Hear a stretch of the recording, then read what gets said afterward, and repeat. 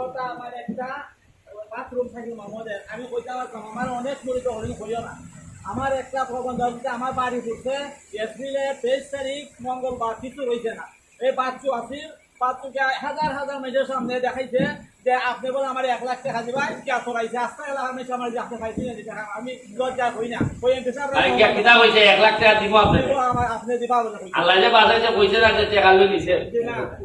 আমি আপনারা কইছি না কেন কইছি না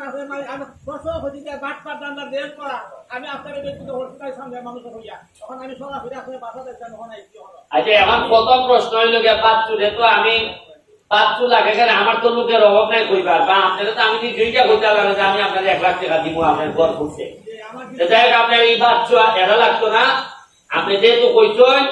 আমরা বাড়ির আপনার বাড়ির ব্যাপারে টিনের ব্যাপারে পিআইএর অফিস থেকে আমরা ব্যবস্থা নিব আপনার টিন এবং যা যা লাগে সত্যি এটা তুমি ব্যবস্থা নিবাই নিব আর আপনারে বাড়ি বানাইবার সময় আরো নগদ 30,000 টাকা দেওয়া হইব ঠিক আছে আর জানানি লাগতো না ওই যে নিজাম সত্যির সাথে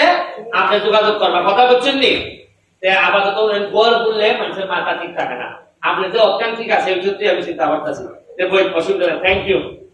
ঠিক আছে আমি আজকের মতো বিদায়